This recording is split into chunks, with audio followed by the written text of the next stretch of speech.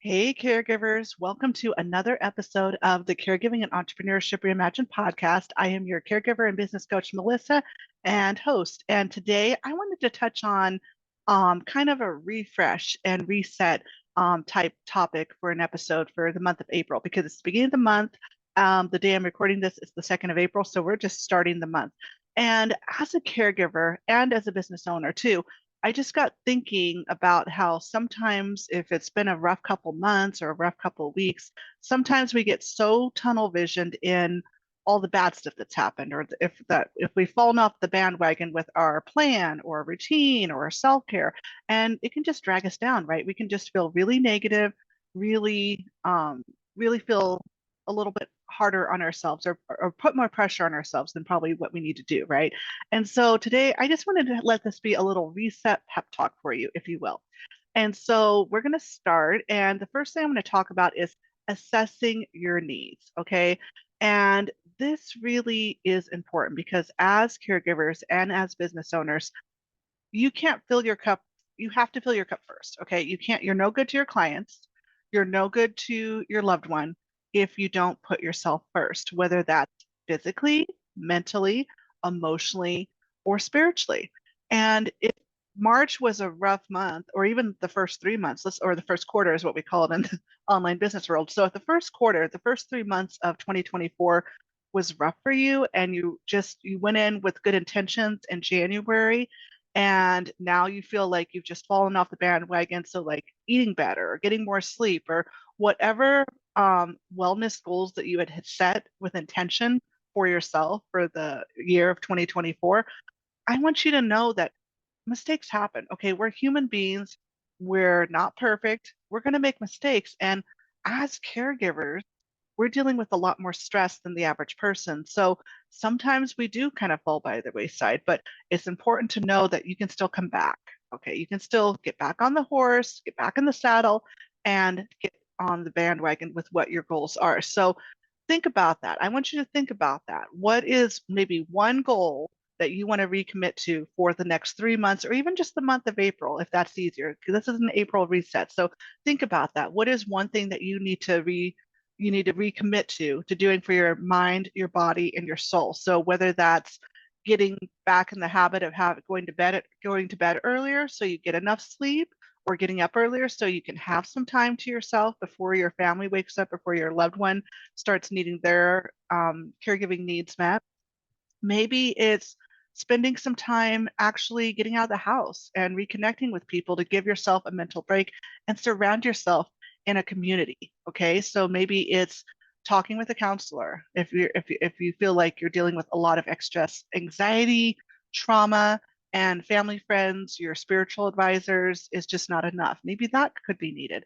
Or maybe it is if it's for spiritual needs, maybe it is getting back with going back to weekly services or rejoining your small group or Bible study. Or maybe if your group has a special, I know at our church we have times where sometimes people will get together and play pickleball, or we have a quilting group that gets together and meets and works on projects. So, whatever is a passion that lights you up and puts some joy back into your life and gives you that mental break, I want you to reconnect to doing that. And that goes hand in hand with establishing boundaries, okay? It's okay to say no. I'm telling you right now, it's okay to say no. You have to be clear about what you need and what you can handle, okay? Depending on how much assistance your loved one needs, it might mean that you need to say no. Like if they're taking a lot of your time to care for them because they're bedridden, they're weak, they require a lot of assistance to do the basic things like eating, dressing, mobility, toileting, their medications, and if they have a lot of doctor's appointments or physical therapy or occupational therapy or other types of appointments where they get other treatments to manage and stabilize their illness, it's okay for you to say, look, I would love to participate, or I would love to help you, but right now I am in a season where it's just a lot. There's so much going on. I do not have the capacity to do anything else. Okay. It is okay to say no if it's too much for you to add something else to your plate. But at the same time, if that plate is getting too full, I want you to be open and okay with asking for help. Whether that's maybe asking family or friends if you have small kids like I do. I have a 5-year-old. So if you're in that place where you just need you and your partner maybe need a break, schedule that date and ask a family or friend to help you with childcare. Even if it's just once or twice a month, that's better than nothing. That's a good way to start. And it doesn't have to be for hours and hours, maybe an hour or two, just so you can get out of the house, either go to maybe a movie or go shopping or go to go out for a meal or maybe do some sort of activity that you love. I know people that have gone that really like to just go and be active doing something, whether that's playing golf or going to a trampoline park, whatever speaks to you and your partner, if that's something that's needed, or maybe it's reconnecting with another family member that you were really close with prior to your loved one getting sick, but because the caregiving role has taken so much of your time, maybe that relationship needs a little reset. So maybe recommit to getting together with that family member or friend, whether it's a close aunt or cousin or a best friend. Maybe it's time to say, hey, I have time on this day. Are you free? Let's book a coffee chat or a coffee date, or let's go to our favorite store and look around for a new book or something. Treat yourself, okay? It's okay to treat yourself and it's okay to ask for help. And alongside that, too, besides leveraging family or friends, if your loved one is in a season where they're really declining, home health or hospice are awesome, guys, okay? Especially I want to say home health because they are there obviously to do a lot of the caregiving side of things to help your loved one with medications, bathing, mobility, toileting, feeding. They're there to help with that, but they can also help you in other areas. So if you are needing some help with like a light load of laundry, light housekeeping, maybe some grocery shopping, some light housework, they can do that. Or maybe if you're wanting to blend that chance of getting out of the house, but you don't, but it's a situation, but you have a situation where it is not ideal to leave your loved one unattended, see about leveraging a home health agency to help you with having an adult on site. I worked home health for a year and a half in my former career as a certified nursing assistant, and it varied. I had some cases where I was there to do a lot of the clinical side of stuff to help with medications or toileting, dressing, feeding, things like that. But then there were some situations where I was just strictly there just to be an adult on site in case something happened with their loved one until their loved one got home. And then there was other times it was just to be on site to help someone get through a meal, to remind them like, oh, midday, you need to take your medications and making sure that they did remember to also eat something because otherwise they could get like an upset stomach or something if they didn't have something in their system prior to taking their medications. So it can vary. And obviously, depending on your insurance, you'll have to see how many hours um, you're allowed to allocate for your home health services. Hospice works the same way. So I would just do some research about your loved one's insurance, what the parameters are of what you could qualify for, and also just remember too, like if you don't need the full allocated amount of hours right now, maybe, but you do need a little help, maybe just schedule 1 or 2 hours for the week, once, twice, 3 times a week, however you want to do it.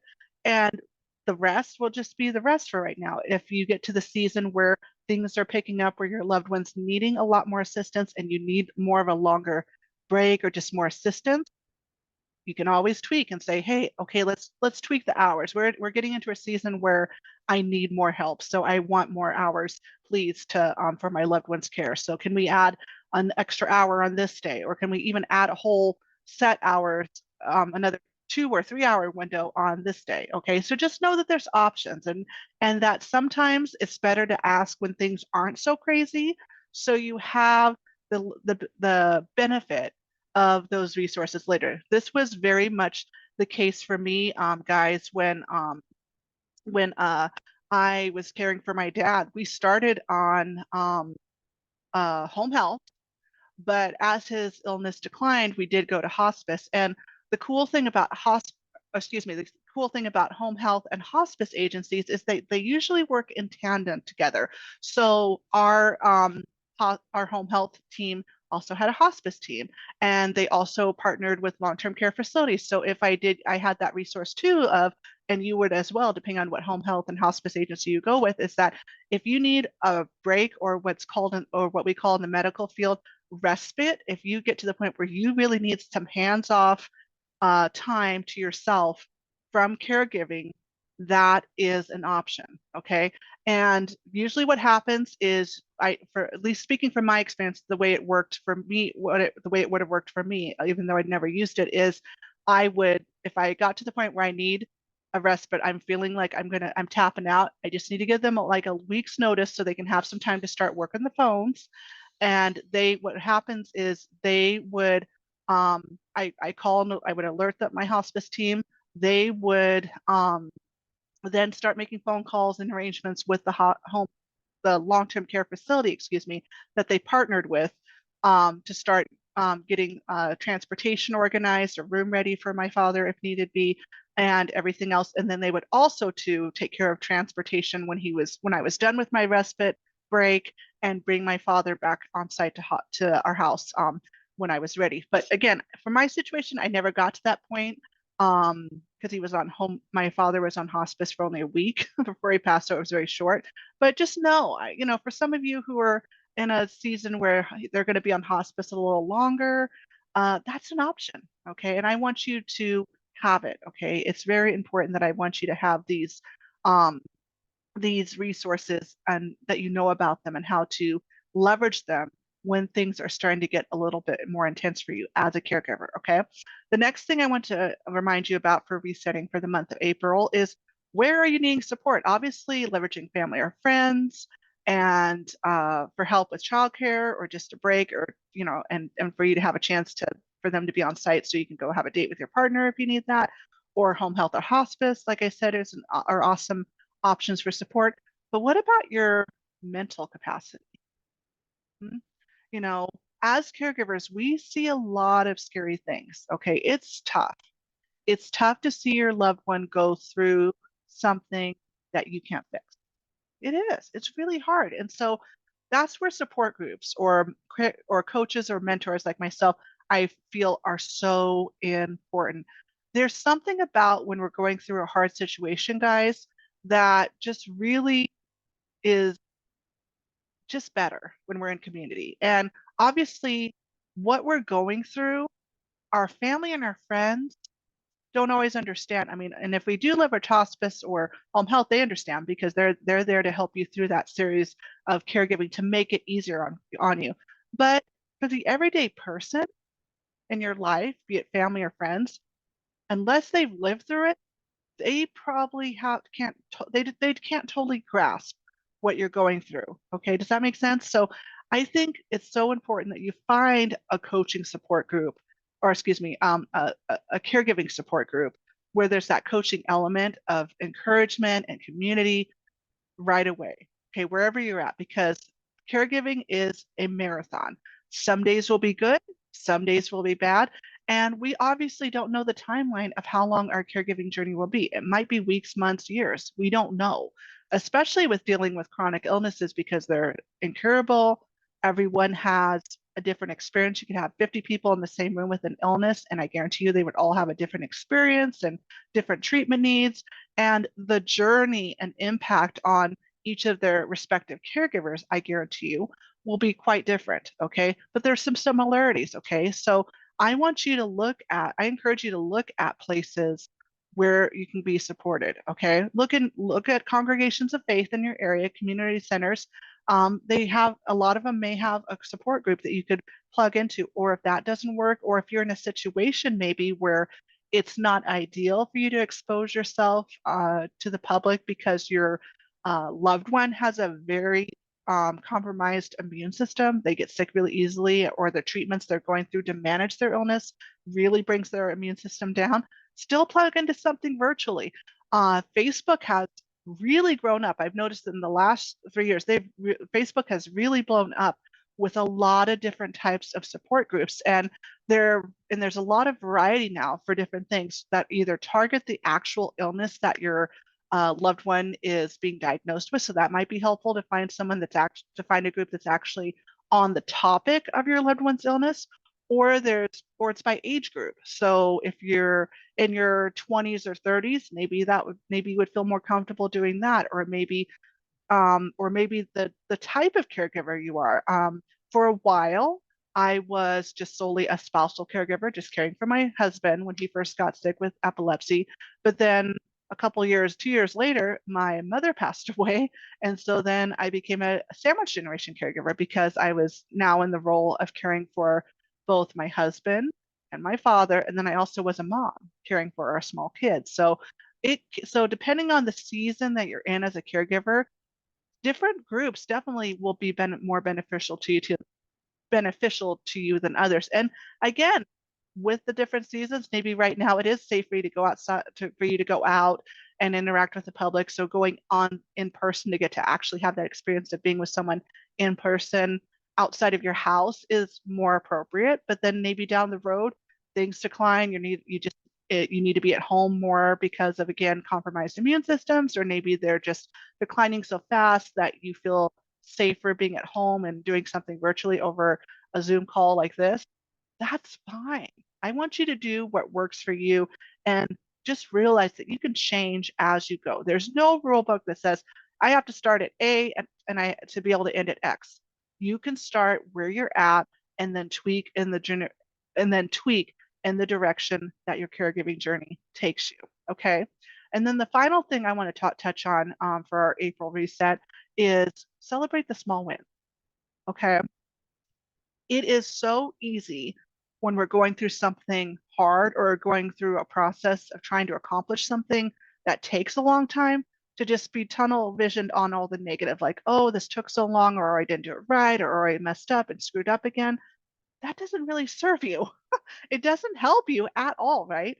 And so celebrate the small wins, whether it's you finally hitting your goal weight, or even if you haven't hit that goal weight, maybe it's that you've been consistent with working out um, for your targeted amount of workout days. Maybe you finally hit that goal of working out 5 days a week for 20 minutes, or maybe you finally hit that goal of even just getting up earlier every morning to have some journaling time or some time alone, and you've noticed an improvement in how your mood and your coping ability is for throughout the day with managing the daily stresses that come with being a parent, being a spouse, being a caregiver, or a business owner. Celebrate that. That's good to share. It is, maybe a win is that you finally started pursuing a passion again that you have let fall by the wayside. I know for me, I've talked about this before, but one thing I'm really enjoying right now is knitting. I